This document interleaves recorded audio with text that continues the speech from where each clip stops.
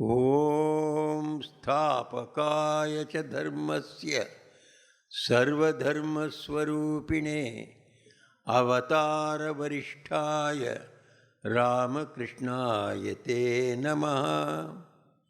Brahmanandam paramasukhadam kevalam jnanamurtim dvandvatitam vimalam chalam tattvamasyaadilaksham ekam nityam vimalachalam sarvadhi sakshibhutam bhavatitam trigunarahitam sadgurum tam namami. Today is a great day called the Guru Purnima. This is Ashada Purnima. This is always called the Guru Purnima. Here Guru means the Guru of all the Gurus, Vyasa, Vyasa Deva or Maharshi Vyasa, Krishna Dvaipayana Vyasa. He is called this Vyasa. It is called the Vyasa Purnima in a general way all over the northern part of India. It is Guru Purnima is all over wherever Hindus live, they call this as Guru Purnima. So this Vyasa, what great work did he do that he has become the Guru of the Gurus? Because whatever Guru may be there, he will teach us the knowledge of God, knowledge of Brahman. Brahman is God. So this knowledge of Brahman is contained in the Vedas. Vedas are the records of all our rishis who experienced this Brahman in a million ways. Brahman is infinite and his experiences are also infinite. Once Latu Maharaj was asked, will not all the Brahmajnanis enjoy the same joy of Brahman? Latu Maharaj said, that is, you people talk like that, like a parrot. How can it be? Because Brahman is infinite and each one enters it from his own point of view, point of angle. So all of us, we enter into Brahman. We realize Brahman from our own path. We have our own individual path. So each man passes by his path and enters Brahman. That means he is entering from a different door, different direction. So if you want to climb Himalayas, you can climb Himalayas from 1,000 points. You can go from the eastern point, you can climb, from the western point you can climb. On the other side of the Himalayas you can climb up. Or from this side of the Himalayas you can climb. Whoever climbs from whichever direction, he will have a different view of Himalayas. So Swami Adbhutanandaji said, each Brahmajnani enjoys God and infinite joy of God is there. But the joy may be of different type. Each one enjoys in his own way. He sees a different facet of Brahman, infinite facets of Brahman. So these infinite facets of Brahman have been experienced by infinite number of rishis from time immemorial. All that has been recorded, preserved in Vedas.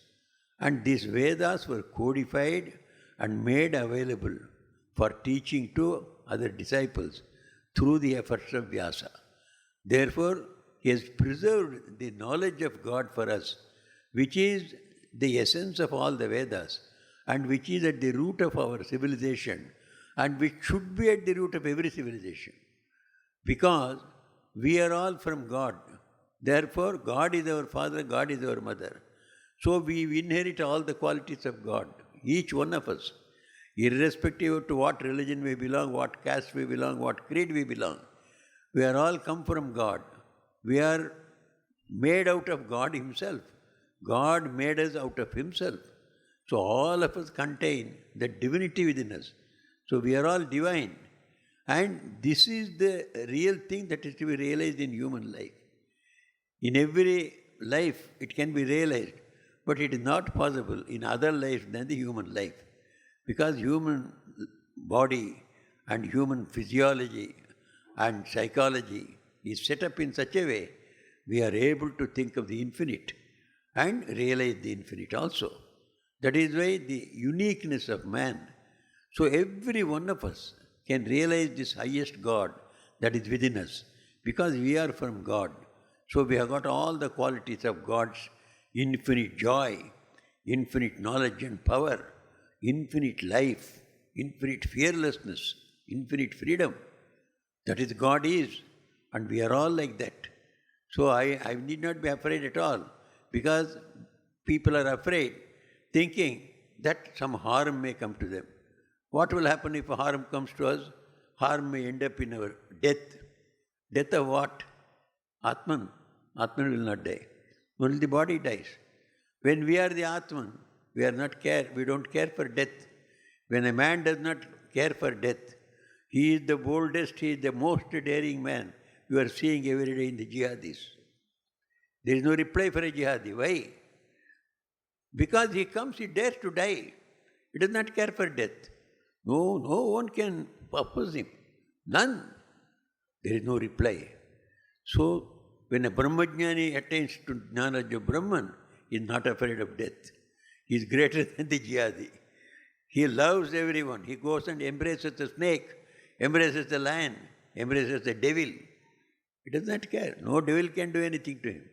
He will convert the devil into an angel. He will convert the cobra into a saint. That power is there. This is the power of divinity. Each one of us possesses this. This is the message that Vedas give us. And this Vedic message of every rishi, several rishis, each one experiencing God in his own way, in a Dvaitic way, in a Vishittadvaitic way, in an Advaitic way. So different experiences. These were all codified by this Vyasa. That is why he is considered as the greatest giver of spiritual knowledge to especially the people who live in India. We inherit this heritage of the Vedas from the Veda Vyasa. So it's in celebration of this Veda Vyasa's great contribution to our spiritual life and spiritual treasure, this day in every year is celebrated as Vyasa Purnima. And what does this Veda say? As I have already told you, it declares the divinity within us. All of us are divine. We are not merely human beings who are born the other day and who will die the other day. No. We are neither born the other day nor are going to die. It is the body that takes birth and body that takes death. But we as Atman, as the divine children of God, we were there, we are here, we continue to be here. So there is no birth or death for this Atman. It is infinite in life, infinite in its knowledge, infinite in its joy and love. So this real nature of our Atman is revealed in the Vedas. It is by studying the Vedas or hearing the Vedas or knowing the teachings of these rishis that we get assurance, yes, we are divine, we are not this body. There is eternal life. The life, it has no beginning, no end. This is one of the phases of that eternal life. Just like in a course of 100 years, we wear perhaps several hundreds of sets of clothes. Every day we may wear one or two. Some people may wear more also. But nothing more than 3 or 4 in a day. So in a year, maybe 1,500. So 100 years, you multiply, 15,000 sets. 15,000 sets of cloth you wear. But you throw away. When once it becomes old, you throw away. But you continue to be the same person in 100 years. Just like this Atman wears the bodies. When it becomes old, it throws it away, assumes another body. So the Atman is eternal. We are eternal. This message is the essence of the Upanishads. Upanishads are Vedas. So these Vedas were given to us by Vyasa. He is called the Guru Nam Guruhu. He is the Guru of the Gurus. Our Gurus teach this one. Vyasa has given this knowledge to thousands and thousands of gurus, made them gurus. And he has treasured all this knowledge in Vedas for us. Therefore, we call him as we call this day as Vyasa Purnima. And this idea of Guru itself is there in the Vedas. In the Vedas, first it starts. The first Guru, who was the first Guru? First Guru is, the logic is, you cannot get out of ignorance without coming into contact with a man who can enlighten you. You cannot get a lamp lighted unless you have already a lamp lighted. You have an unlighted lamp or unlighted candle. So to light that candle, you require another lighted candle, not an unlighted candle. Like that, when you want knowledge of Brahman, knowledge of God, you must have another person who knows the knowledge of God. Only he can give you. So, our gurus, they were all realized souls. They knew God. How did they know God? Because they also started like us only. They got their guru, earlier guru. He was a realizer of God. He knew God. He taught them. How did he get the knowledge? His guru, his guru, his guru, his guru. So, the first one guru, how did he get his knowledge? Vedas tell us. The first guru is Brahma himself, creator. The creator God, the Brahma. Brahma is the first guru of this Brahma Vidya. Knowledge of Brahman was imparted to the humanity and it started from Brahma. How did Brahma get this knowledge? Brahma is part and parcel of God himself. So God is there in his heart. So he didn't have to go to a separate guru. God sitting in his heart inspired into him, go and teach this Brahma Vidya to others. So he got the knowledge from the Lord who was inside his heart. So the Vedas says that Brahma did not have any external guru. His guru was inside himself. So he got the knowledge. So this Brahma imparted this knowledge to first Atharvan. Then this Atharvan imparted this knowledge to Angihi. Then the Angihi imparted this knowledge to Bharadvaja Satyavaha. Then Bharadvaja Satyavaha imparted this knowledge to Angira. So this from Angira onwards, the external guru started. Until then, from inside itself, they got the inspiration. So guru being inside their heart, they were inspired. But from Angira onwards, in the Vedas itself it is said, this Angira was approached by another one, Shishya. Vidhivad upasannaha. That Shishya came to him in observing certain rules. Vidhivat. Observing certain rules he came and then he got this knowledge of Brahman. What is this observing certain rule? Observing certain rule means tadvidhi pranipatena pariprashnena sevaya upadekshanti te jnanam jnaninas tattvadarshinaha. Bhagavad Gita says the way to approach a guru to get the knowledge is just not put on all the gaudy dresses and take the costliest vehicle that is available. Go and get down before the guru with all pomp and glory. That is not the way to approach a guru. Tadvidhi pranipatena. You must go with humility. Because humility alone can draw the knowledge from the guru. If you are humble, people ask you, what do you want? They'll themselves come. Suppose you turn your nose up and then go. Let him go. We shall not care for him. They will not come to you at all. The last is the guru to come to you. So, tadvidhi pranipatena. You must go with humility. And then you must say to the guru, I have come here for learning the knowledge. I am ready to undergo whatever discipline you got to tell. You tell me. I undergo the discipline. Sevaya. I am ready to serve you. Serve you means to serve you, serve the mission for which you are running this ashrama. I will help you in every way. You must be ready to serve the Guru and the cause for which he stands. Then, when once he accepts you, when you are ready to serve him, then he will himself teach you whatever he knows about God. And then when you have got any doubt, you can ask him. Pariprashnena. The asking the Guru about the knowledge comes last. First of all, your humility must be there in you, and you must be ready to undergo austerities. Without austerities, there can be no learning. So tell the Guru, I have come here, so I submit to all your rules and regulations, but I want to learn about God. Then he will accept you. Then when he is pleased with you, whatever you ask, he will answer with love. And when he answers with love, he gives everything from his heart. He will give you all the best, and the maximum knowledge that he can impart, he will impart to you. Upadekshanti te jnanam. They impart to you.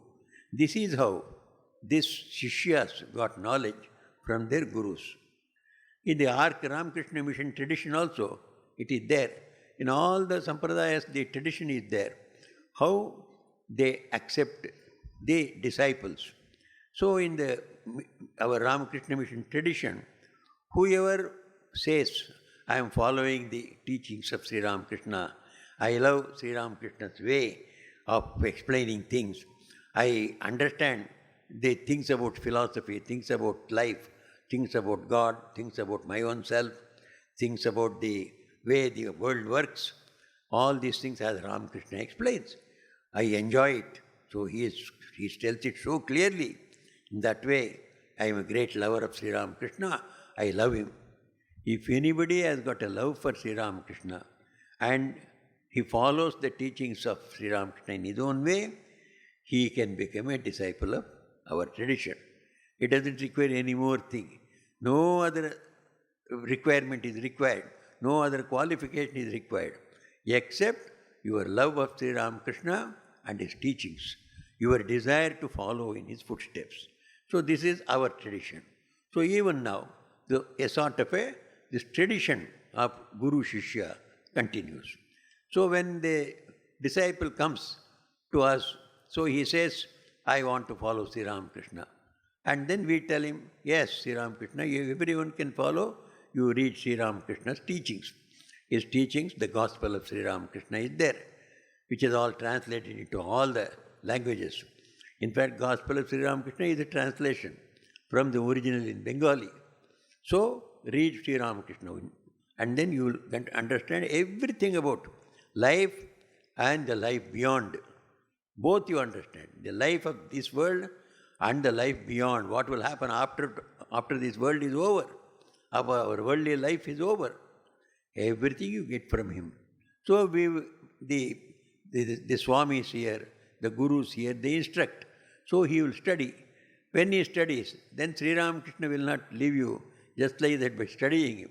As soon as you study him, Sri Ramakrishna asks the question, just by reading books, have anybody realized God? This is Sri Ramakrishna's question. Has anybody realized God by reading books? We have all read books. At least each one of us, at least 2, 3, 4, 5 books about God we have read. There are people who have read hundreds of books also. But none of us claim we have realized God through the books. Sri Ramakrishna asked this question. Has anybody realized God by reading books? Then what should we do? By reading the books, you should come to know what you have to do. You have to do something to remove the ignorance that you have. It is not that we are going to create God. God is there. He is in our own heart. But something is hiding God from us. We have to remove that covering. It's called the discover. Remove the cover. We remove the cover over God, which is making us not see Him. He is unseen because something is covering. So we have to discover, remove the cover. This for removal, you have to do something. Suppose you want to remove the cataract from your eye. Can you just say, cataract, please become all right, or the cataract must go away? Shouting 100 times also won't do. Go to Shankara Netralaya, get it operated. Something has to be done. Scissor must come or laser must come, some doctor must come, then the cataract will go. Anything you want to remove, you have to work hard to remove this ignorance about God. God is already there. something is obstructing his knowledge from us. That obstruction must be removed. That is our spiritual practices. It is to learn these practices, we go to the Guru. Guru teaches us how to remove this that is stopping us from seeing God who is already in our heart. Why am I not able to experience God who is so near, sitting in my own heart? Ishvara sarva bhutanam hriddeshe arjuna tishtati. Bhagavad Gita says God is in your own heart. But we are not able to see. But how will you see? Unless that which is covering, that is removed. Sri Ramakrishna himself demonstrated this to his disciples and to his devotees. They were all sitting in front just like you. Sri Ramakrishna was sitting on his cot in his room. Suddenly Sri Ramakrishna took his towel and held it before his face like a parda, like a curtain. So being behind the curtain, Sri Ramakrishna is asking the audience on the other side, are you able to see me? They said, how can we see, sir? You are holding the towel before your face. Oh, you see, I am so near you, but you are unable to see me just because of this little curtain. Then he removed that towel. Now we are able to see. You see, I am so near. Just because of this small curtain before me, you could not see me. Similar thing is happening to you and between you and God. God is there in your own heart. If you just search your heart, you should be able to see Him. But we are unable to turn our mind inside at all. Our mind is going only outside. We are going for sense enjoyments. We are going to the enjoyments of the world. External world attracts us so much. We don't get into our mind at all. Mind means what we call as heart is our feeling part of our mind. Feeling part of our mind is called the spiritual heart, which is in the center of our chest. The center of the chest part, the ether or the space here, that is called the Hridakasha. This Hridakasha, the spiritual heart is not a physical heart. It is the space that is there in the central part of our chest. This Akasha, this space is called spiritual heart. Here God is sitting.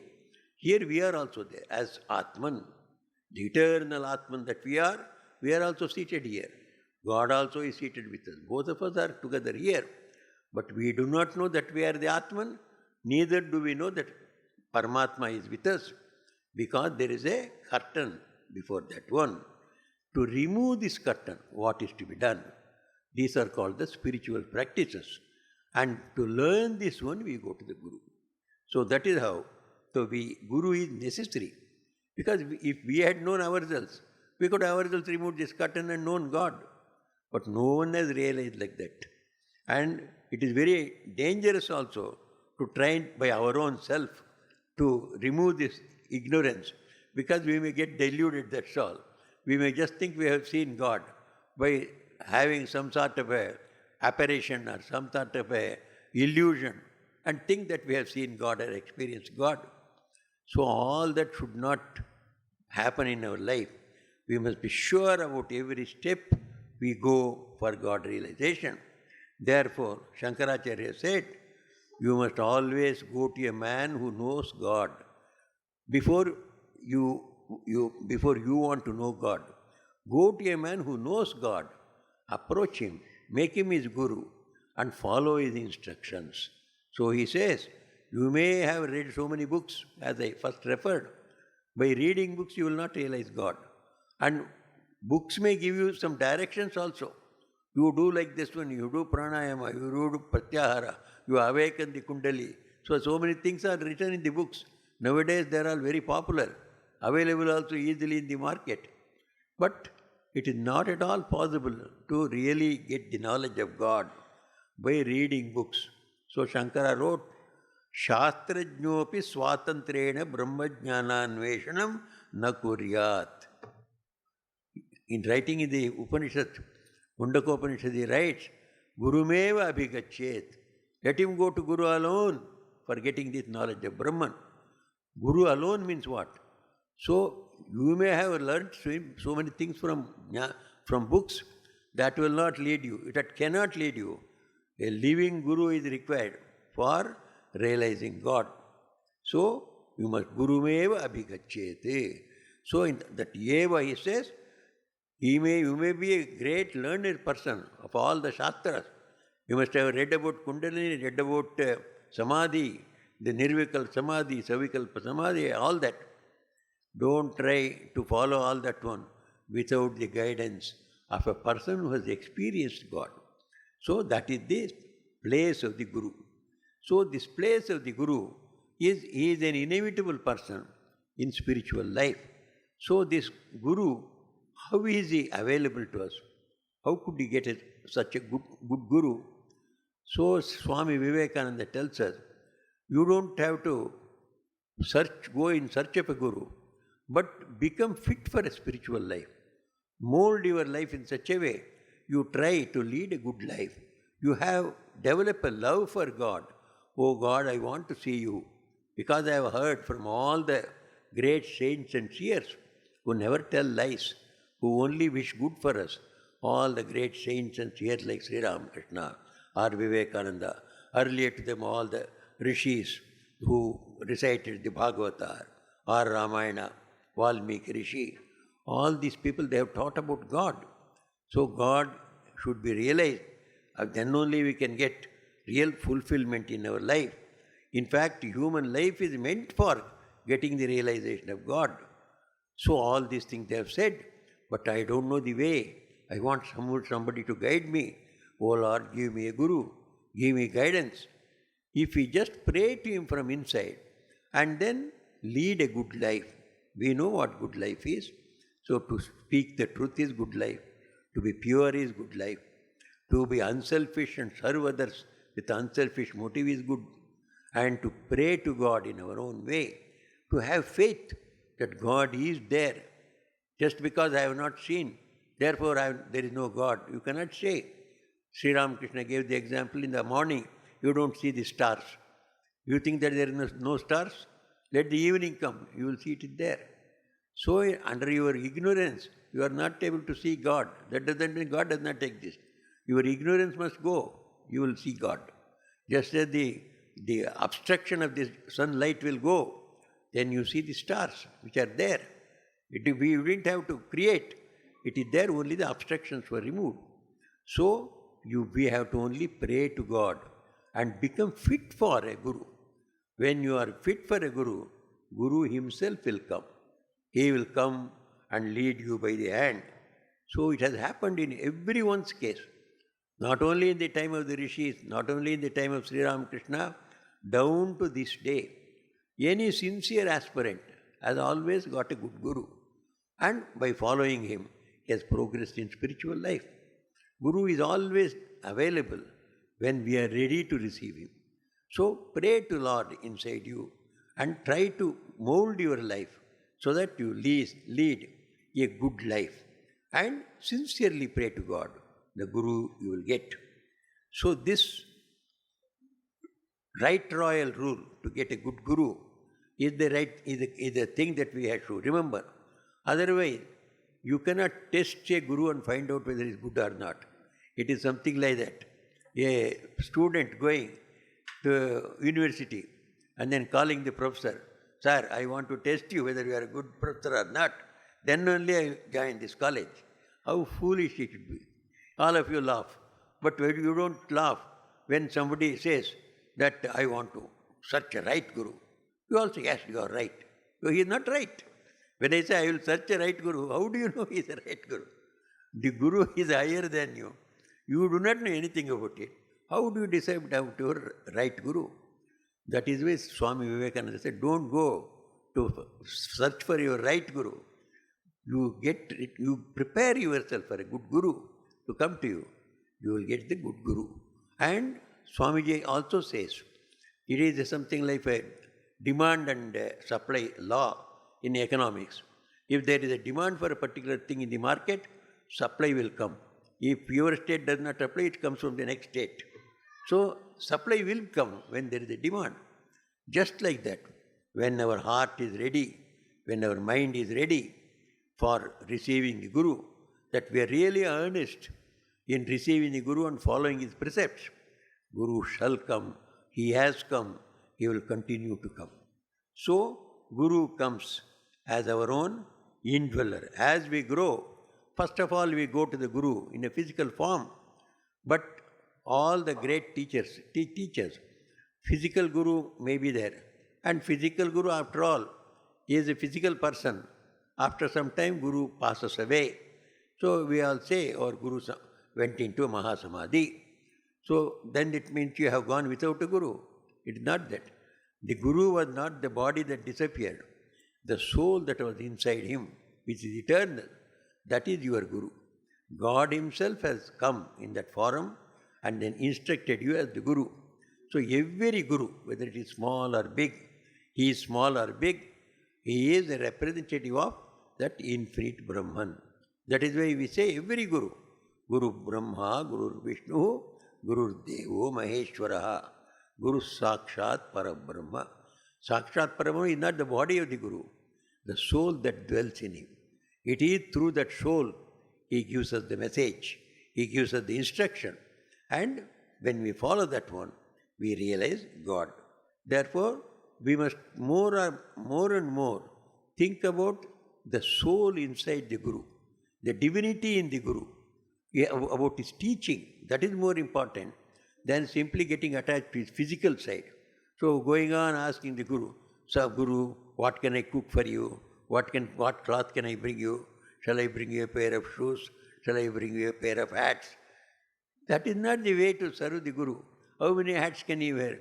He has 1,000 Shishyas. 1,000 disciples say, all of us give you one hat. Which hat he will put on, which hat he will not. So that physically serving the Guru is not the thing that is mentioned.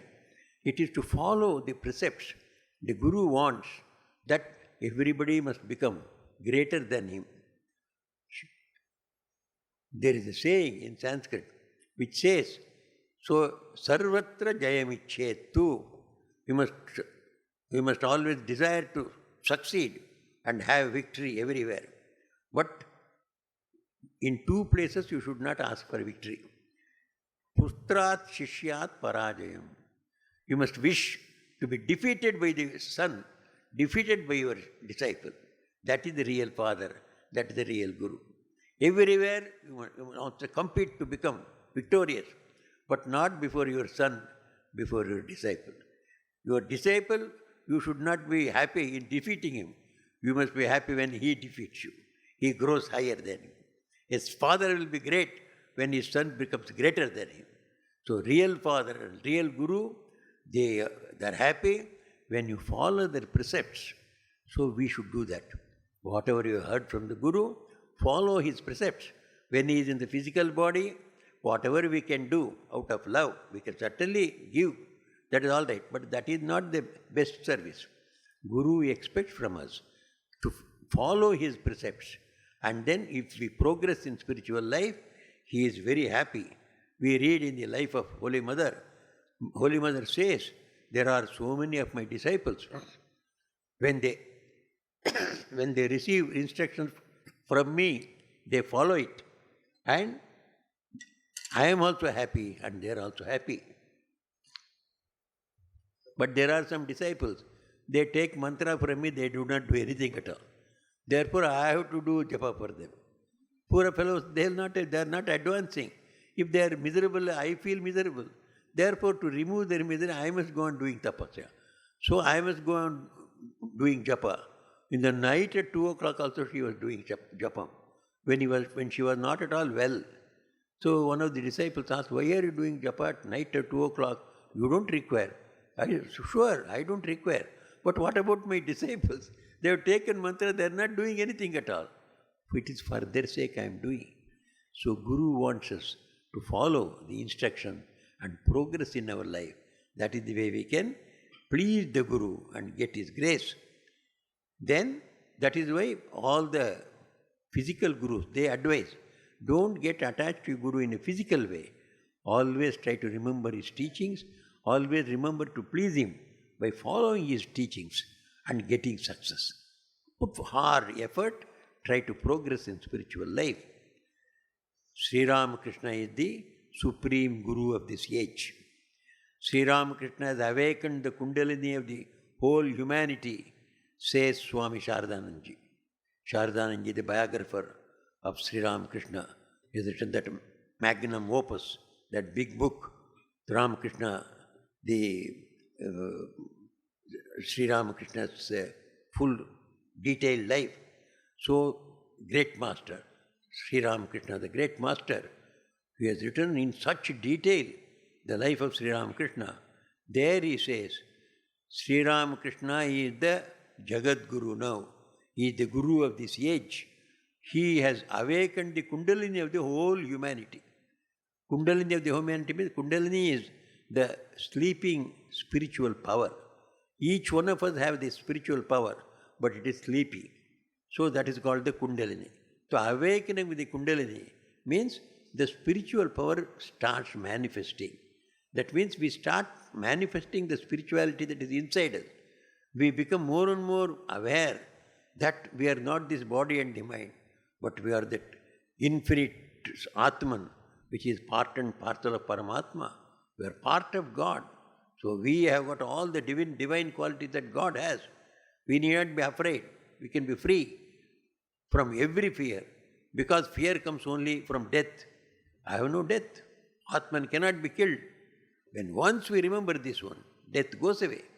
So these qualities of the spirit, that fearlessness, that freedom, that infinite power, that which comes out of infinite knowledge and infinite love, infinite joy that is in God, will get manifest in our lives also. The more we progress in spiritual life, these are the things that we can expect. I feel more and more joy inside me, not joy of the senses, less the sensual joy, more the spiritual joy. The great seers, they don't eat as much as we do. Perhaps they eat only once or twice in a day, but they are 10 times more happy than we people who eat for 5 times in a day. See, so it is inversely proportional. A mathematician put it like that. The spiritual joy is inversely proportional to the sensual joy. The sensual joy decreases means the spiritual joy increases. So, those people, they experience that infinite joy of God. We will also experience, as we progress in spiritual life, more and more joy will come to us. Joy in being truthful, joy in serving others, joy in giving to others than receiving, and joy in being fearless, facing difficulties. Mother used to say, people come and complain to me, oh, we are in so much difficulty. I always say it is God's grace that He has given you difficulties. Because difficulties makes you strong. Difficulties makes you think about God. Difficulties make you think that you are part and parcel of God. You can face any difficulty. It is when you face the difficulty and you have overcome it, you feel yet so much of power was inside you. How much pride people have when they come and tell us when they overcome a difficulty. Many people, our own devotees, they come with great pride. Swami, it was such a situation. I thought everything is lost, but I could overcome it. When once he overcomes it, that great difficulty which was giving him so much trouble, that is the great victory. Greater the difficulty, greater is your victory, greater is your joy. So Mother used to say, difficulties are the grace of God. So it is the gift of God to you. So this power gets manifested in us. So this is real spirituality, means we manifest that infinite joy, infinite fearlessness, infinite power that is inside us. So this comes slowly by following our gurus. That is why Sri Ramakrishna, he has awakened this feeling that everybody everywhere, not only in India itself, everybody was simply sleeping. And Swamiji put that in a very pithy way. He said, people are drowned in tamas. They are in the tamasic state. Most of them are sleeping only. But they are thinking they are in Brahmajnana. It is sleeping. So that is why you are not doing anything at all. And the Brahmajnani also does not do anything. He is sitting in Samadhi. So people who are sleeping, they are all thinking they are all in Samadhi. Swamiji put it like that. We are steeped in tamas, thinking we are in samadhi. Get up. First of all, rouse yourself. Do some good work for others. Do some good for you. Do some sadhanas. Then the real sattvic state will come. Then you will realize all the power that is inside you. So Sri Ramakrishna has awakened this. Everywhere in the world, people have begun to know that in the physical joys, there is not much. People get a sort of frustration in enjoying the physical joys. There are cases where people who have got the greatest opportunity to enjoy the physical world in a physical way, they have become frustrated and committed suicide. Is this all to the life? One man wrote. And then kept a note. Is this all to life? Getting up and eating this one, eating that one, going there and having another sense enjoyment, this sense enjoyment. Is this all to life? And this young man committed suicide. Frustration. There is nothing in it. People are realizing it. Then, what is the purpose of life? Sri Ramakrishna said, it is not for enjoying the sensual things that we are born. We are born to realize the infinite joy of God, infinite power of God, infinite knowledge of God, infinite fearlessness and freedom of God. We must experience that. It is there inside us. We must manifest it. So, that is why Sri Ramakrishna said, the awakening of the Kundalini of the whole world. And Holy Mother put it in a way. Holy Mother said, to experience God is not an easy thing. Holy Mother is very down to earth. She never said, oh, all of you will see God tomorrow morning. No. She said it is difficult to see God. It is difficult to experience God. But at the same time she added, but Sri Ramakrishna has made it easy for us. We are lucky, we are fortunate, we are so near Sri Ramakrishna. So Sri Ramakrishna's teachings, when we read, we feel his living presence. So his inspiration to us. Sri Ramakrishna has made the spiritual life easy for us by practicing himself all the austerities that we have to practice. So we have to practice 16 annas. He has practiced, but we are not practicing only one anna also. All the 15 annas he is practicing. If you only practice one anna, we get the fruit of all the 16 annas. Because he has practiced it. It is just like a father who gives you, whatever business you start, I will give you the money you want. So you get whatever capital you want to start. You can start any industry. Experiment with it also. Because your father has given you the capital. A person who has no capital, so he wants to start an industry. But where is the money? No money. So no industry. So no money, no industry. You can't step further at all. If you have got behind you a big capital, you venture forward. Holy Mother said, you have got a big capital behind you. All the spiritual people now who are there, we are so near Sri Ramakrishna. Sri Ramakrishna was here in 1886. Only 140 years, 130 years back. It is 2016. Only 130 years back, Sri Ramakrishna was alive. We have his teachings. We are living. If we read his teachings, it is as if he is talking to us. So Holy Mother says, we are so near to him. He has done everything for us. He has made the God realization so easy. Suddenly he gives the faith. When we read his words, we feel the faith that we can achieve God, irrespective of our age or sex or whatever it is. So we can achieve God.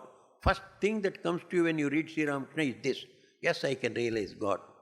Second, that is the goal of our life. Without the goal of God as my life, life has no meaning at all, he said. Meaninglessness of life we are talking about today. What is the meaning of life? What is the goal of life? Goal of life is to realize God, who is our own indweller. He is inside us. That means to realize that I am the soul, part and parcel of God. I have got all the joy in me, all the power is in me, all knowledge in me, all life in me. To realize the spiritual state of ours, our true nature, is the goal of our life. When once we reach Sri Ramakrishna, this spirit gets awakened. Everyone who reads Sri Ramakrishna feels that we can realize God.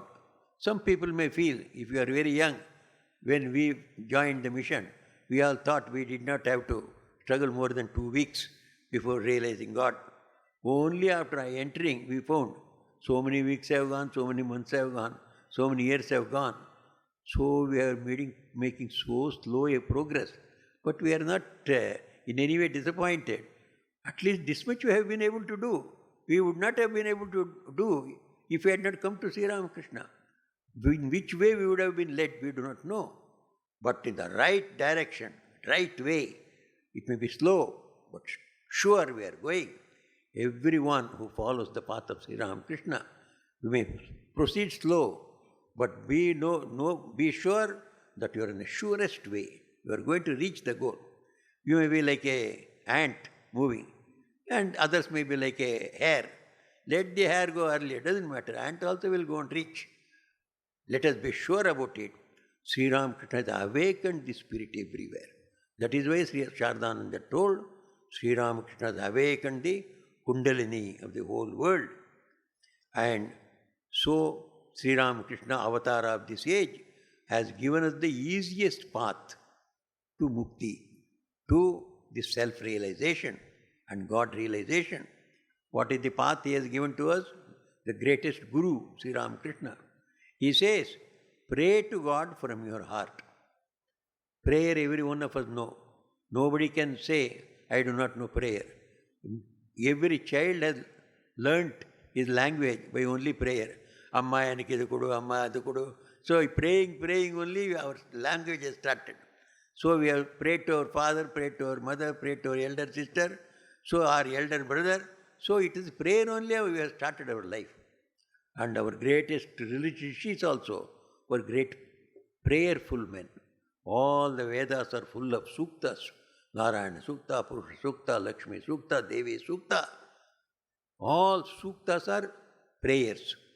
Through prayer, you purify yourself and you remove the curtain between you and God. And God is revealed to you. Sri Ramakrishna is the greatest representative of the prayerful life. Sri Ramakrishna's Kathamrita, when we read, the Gospel of Sri Ramakrishna, we read, the greatest sadhana he has done is prayer. Pray from the heart. Can you weep? Can you weep for mother as a child cries for its mother? That is heartful prayer. Prayer that comes from the depth of the heart, that moves God, and God is revealed to you. He does not even insist on mantra. He does not insist on any yoga, anything. Heartfelt prayer is enough. So this heartfelt prayer must be sincere. So it is the most powerful means of winning the grace of God. So he says, pray to God from your heart. And second, be humble. Serve him in all beings. That means the members of your family, members of your village, members of your nation, members of all humanity. Wherever you get the opportunity, serve. And whomsoever you serve, think that God is inside him. Sri Ramakrishna is inside him. If with this idea that I am serving man, not in a human form, but the God that is inside man, Shivajnane Jiva Seva, serving man as God. Think that God is there in every being, but most manifest in human beings. So we are all connected with human beings only. When you are at home, you are connected with your family members. When you are outside in society, your society brethren are there. So to them you serve. We are always connected with human beings. And every human being is temple of God. Swami Vivekananda was never tired of telling the glory of man. He says, what ignorant people call as man, I call God, he said. I call him God, whom the ignorant call man. All ignorant people say, hey, he is such and such a man. He is black man, he is white man, he is brown man. But to Swami Vivekananda, everybody is God only. White or brown or green or yellow, everybody is God. Everything is God. That was Sri Ramakrishna also. So serve everybody. Make it a point of your life to serve, to give and to serve. It should be the mission of our life. If we want to be spiritual, we can do it. Service does not mean, giving does not mean that you will become a pauper. Whatever you can, you spend upon yourself. But all that you earn need not be spent upon yourself alone. Give something to others also who are in need. When you give them in need, think that God has given you an opportunity to serve Him in this forum. That becomes a spiritual practice. This is the great spiritual practice for this age, Sri Ramakrishna and Swamiji has advised us. And thirdly, he said, keep under control your desires for wealth and sense enjoyments. Keep them under control. Now, they did not say you give up all your sense pleasures, give up all your wealth. They did not say. But keep them under control. Let your desire for wealth be under control. You calculate for yourself how much do you require. So you may require perhaps 50 lakhs of rupees for living a comfortable life, even when you retire, or maybe 5 crores of rupees. You put a limit. I don't want a paisa beyond 5 crores. If somebody comes and says, oh sir, so you will get some more crores, you please come. No, I got these few crores are enough for me and my 2 generations also. This is enough for me. I don't want to struggle for any more money. Put a control over it on greed. So put a control on your greed for wealth and sense enjoyments. Sense enjoyment, when it comes, just you don't have to enjoy all the sense enjoyment. Sense enjoyment becomes a rigmarole. Just like we eat rice and dal. We have been eating rice and dal for 80 years. So I am 87 years, I am eating rice and dal. I should have got tired of it, but I have never thought about it. Every day I could have eaten something else. What a fools we become by making ourselves slaves to sense enjoyments. So if somebody goes out, they become so much addicted to rice and dal. When they go to the north, they take roti and chapati and all so many things there. They come back and say, "Shaapadavelu Romanada." What you have eaten so much of chapati, so much of tarkari, so much of condiments. But you see, you have not eaten because rice and dal they did not take. This is how we have become fools in becoming slaves of our senses. So that is what Sri Ramakrishna, Holy Mother, Swamiji, they tell us, have some sense enjoyment, minimum, that is required. But keep them under control. And greed for wealth also, keep them under control. And fourth, hold on to the goal of human life is realization of God and the truth that I and God are one. We belong to God, God belongs to us. This knowledge must come to us. This should be the goal of our life. Not making big wealth, big name or fame. It will not take you, it will take you nowhere. You will again and again come into the world and suffer. So Sri Ramakrishna said, real goal of life is to know that we are divine, we are part and parcel of that infinite God. So this is the way of looking at it from a dual sense. In a non-dual sense, I and my God, my indweller God, we are one. I am not there, only the Lord is there.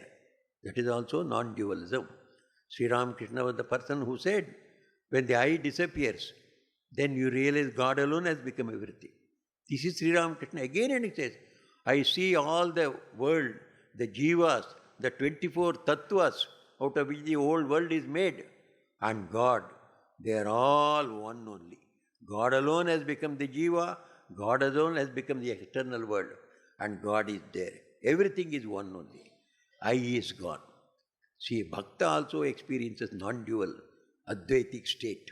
Similarly, the Jnani also experiences. So Sri Ramakrishna said, whichever path you take, but hold on to this goal of life. This is where we have mistaken the goal of life, and we are in endless trouble. Each one of us, we go on struggling for something which cannot be our goal, and we reach that and find disillusion. This is not the thing we wanted. We wanted something else. But you should have earlier itself fixed up the goal. So instead of going to Delhi, so you sit in a wrong train, and then you go and land up in Calcutta. But I wanted to go to Delhi, but you have to take the right train. You cannot sit in the train to Calcutta and expect to go to Delhi. So before board the train, fix up what you want. Do you want to go to Delhi or to Calcutta? If you want to go to Delhi, find out from which train goes to Delhi. Then get into the train. So Sri Ramakrishna says, fix up your goal of your life, that I want God realization. If you want God realization, then what you should do? Then he say, you pray to God from your heart. Then you serve all the beings inside your family, outside your family. You don't have to renounce everything and go to jungles. Wherever you are, adopt this life of giving, life of service. Serve everyone, thinking that God alone is there in everyone. Then thirdly, put control over sense enjoyments and greed for name and fame and wealth. Fourth one is, always remember, the end of my life, when I reach the evening of my life, I should feel that I am nearer God. I have got some inkling of God, that I have done His work, so He is very kind to me. So He reveals to you in 100 ways. It is not that we who are living in the world or who are working, we have no experience of God at all. Every one of our devotees has his own experiences. Many people come and tell us, Swami, we were involved in such an accident. If anyone else was there, he would have died. But by the grace of Sri Ramakrishna, we escaped. And they describe the accident. We also feel convinced nobody could have escaped. We know such several cases that people have, on the spot, they have died. These fellows somehow have escaped, and they themselves feel it is God alone who has saved us. Every one of them. Everyone has his own experience. Swami, it was happening to us in our family like this. Suddenly it took a new turn. We are all happy here. How it happened, we do not know. Only I prayed to Guru Maharaj, so His grace has done this. We get an inkling. When we get an inkling, so we must increase with this experience. God is there. So I have got some inkling. So let me get another inkling, another experience, another experience. Pray for more and more spiritual experiences like that. Go on working, go on sacrificing, go on serving, go on living a controlled life. Pray daily, and we must reach the goal that we belong to God, God belongs to us. That gives us the supreme joy, supreme happiness, and supreme satisfaction. What we call as self-fulfillment. Fulfillment is the word we use in English for what we call as the realization of God. Self-fulfillment means when you are fulfilled, you don't require anything more. You go to a picnic or you go to a dinner party. So very wonderful things are served there. Each one item is tastier than the other. So you go on eating. And after 20 minutes, you have finished all the items. Then your stomach is full. At that time, they say, why don't you take a little more of this? No, I am filled. I cannot have. No, you please take a little. No, I will vomit if you take too. So the very thing you are so much desirous a few minutes earlier, you are filled, so you don't want. So a self-fulfilled man, a man who realizes God, his state will be like that. You offer him everything. Will you please take this prime ministership? I don't want. I will vomit if you give prime ministership. Then will you become the president of UNESCO? Oh, don't want. I will die. One of the disciples of Sri Ramakrishna, he was a small boy. Sri Ramakrishna mentions this one. That small boy, Premananda Swami, he was Baburam. He was told by some elders, just in a joking way, Baburam, we want to marry you. Oh, if you marry me, I will die, he says.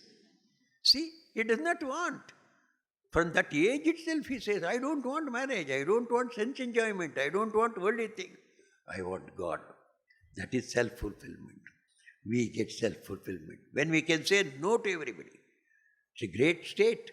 It is something wonderful. I close with a small anecdote. How this Tyaga has its own joy. Socrates is the greatest philosopher the West knows, Socrates. He used to teach philosophy to his students. He never wore a chappal, no boot. He would not wear boots at all. Barefoot he would walk about. Simplest dress he would wear. And this Socrates would go for an exhibition of shoes by the king. The king of Greece used to hold an annual exhibition of all the wonderful shoes, costliest shoes used by different emperors and queens and other their people. So it was the big exhibition. And Socrates would never miss to see that exhibition. Then the students were very eager to know, our Guru does not use any slipper at all. He does not use any shoes. Why does he spend hours and hours to go see all those shoes of all the kings and queens there? One of them dared to ask the Guru, Sir, you don't use a slipper also. You don't use a boot. Why do you want to go and see these shoes, etc.? Then Socrates said, do you want to know? You see, when I see all these costly shoes, each one costing in those times thousands and thousands of rupees, each one. So I see all these things.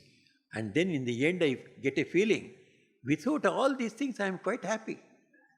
You see, without all these things I am so happy.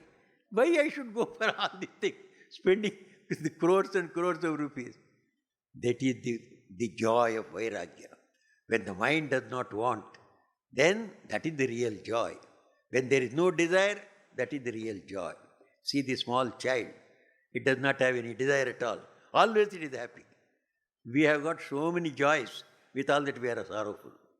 With all our joys, we are more and more sorrowful. There is no joy in having desires. Desirelessness is the real joyful state. Desirelessness will be perfect when we realize God, who is infinite joy, who is infinite knowledge, infinite life. The person who leads us to this goal, he is our Guru. So that is why we celebrate the glory of the Guru.